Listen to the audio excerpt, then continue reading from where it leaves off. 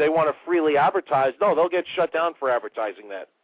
True, but if you take into consideration how long clone meat's been around, then at least according to the records, according to the U.S. government, how long clone meat's been around, there's no way that there's been any tests that show long-term effects on the human body.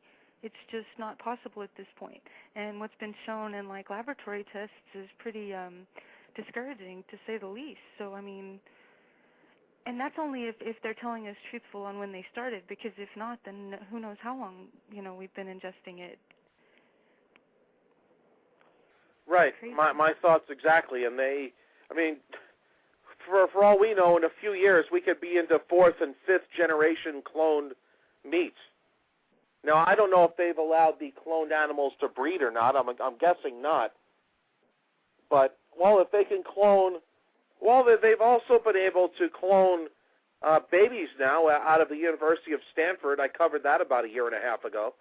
Yeah, I believe it was a year and a half. But, yeah, they were able to... Supposedly, they destroyed it yes. as soon as it was created. But yeah, it was right. a success no matter what. Yeah, they're going to destroy such scientific progress, at least from their point of view. Right. Wouldn't they want to keep one alive and see, and just to see where it goes, to see if what happens to it in kindergarten and stuff? True. Yeah, they're not going to kill that right away. No.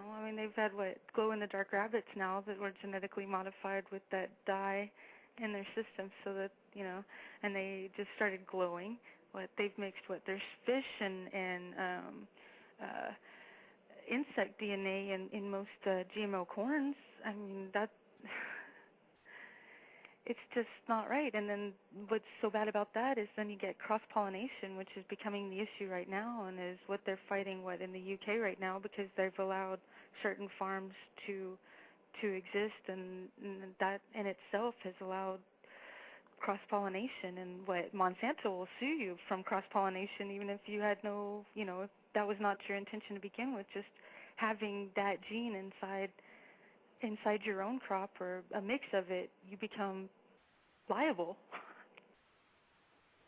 Right, exactly. So, yeah, I didn't realize that Monsanto was the way of the earth, I guess, and you have all these people, the elites, saving seeds in seed vaults scattered throughout the world. They have to know that this isn't going to last forever. No, so they're keeping what they have that would be natural and the original way so that they can, again, I guess this has to do with depopulation. So if you have a sick and non-reproductive class of society, then it doesn't matter. It'll only take a few generations, and they're willing to wait that long. They've waited as long as they have right now. The thing is that at this point, more and more people are starting to stand up, and that's what needs to spread. Right, and, Europe, I guess, somewhat gets the idea of the genetically modified foods. Because each country... Go ahead. Yeah, surprisingly, even though they are also the worst, when it comes to, I guess, the police state. They have cameras on every corner. And we're not that far behind it, It's like giving up freedoms for security is what they say. Well, let's stick with food for one more separate topic here. And by the way, for you guys just joining in, we're here with Nicole Balderson here. What about in California where they banned McGMO and GMO King and all them from giving away free Happy Meal toys in their Happy Meals? Yes, and they've also they restrict what you can eat when you're at fast foods. California is all...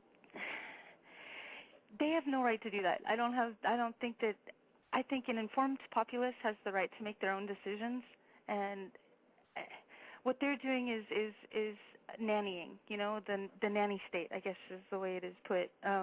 They're just trying to, I guess, make themselves seem like they're actually trying to do things for the benefit of man, when truly all they're trying to do is exercise more control. And it has nothing to do with the foods. It's just more, we have to tell you what's right and wrong, and you have to listen because you're not taking care of your kids right, so let me tell you how to do it. That's what they have TV Now, these for, same too. places, they're allowed to sell toys. They just can't give them away for free in the Happy Meals because they say the food is too unhealthy. But they do have all options if you actually go. I mean, you can get apple juice and apple slices. You know, it has to do with the parent, and I don't think that the government has the right to tell them how to do anything. I think what we need to do is work on parents learning that how bad the food truly is and what they're truly ingesting, because if they make changes in themselves, then the kids will follow. The kids emulate their parents. And if that's what their parents do, and if they don't care, then the kids won't care. And it doesn't matter what the government says is right or wrong, because the kids are still going to do whatever the parent does. Right, yeah, they learn from their parents. You're exactly right. And if the kid sees that every day on the dinner table is a Whopper with cheese, then they're going to copy that as a kid or as an adult. Exactly. And the best way to do that is to control the family, as long as they ensure that you have two working adults that are never at home with their children, and when they are home, I they have disagree a little bit on that, though. I think the goal now is to not even have two parents. Yeah, the goal is to have as many one-parent families as possible. In Europe, there are several cities right now to where you have to pass a background check just to take your child to a park. And the parents have to stay on the outside of the park to watch their kids, so that they even lose control even when they're with their children out at play. And we're not too far behind it. They're talking about putting cameras into families' homes when they have a child born, just so that they can make sure that the parents are taking proper care of the infant. Right. Right. That's one thing with part of the health care bill, you guys, where we will have warrantless visits from Child Protective Services to make sure that we're doing the right thing with our kids, and it's for their safety. Well, obviously you don't want to hurt the children, do you? Well, no one wants to hurt the children, but that doesn't mean that what one person does is necessarily wrong just because you disagree. I mean, that's true about religion, about politics, about anything, you know. We all have a different point of view, and we all have the right to teach that view to our children and let them make up their own mind. It's not for the government to say what's right or wrong. Well, according to Senate Bill 519, it is, where you have an international community / courtroom that will make decisions on how you can raise your child. What is that, like on Wall-E, the buy and low or whatever, where they have control of their kid? The buy and low is your best friend, so the corporation has control? Yes. You could say that in essence, I guess. It makes no sense. And it's right now, I mean, most parents, when they get home, their kids go in front of the TV. They either throw a TV dinner in the microwave, or, you know, they order a pizza, or they've bought McDonald's on their way home.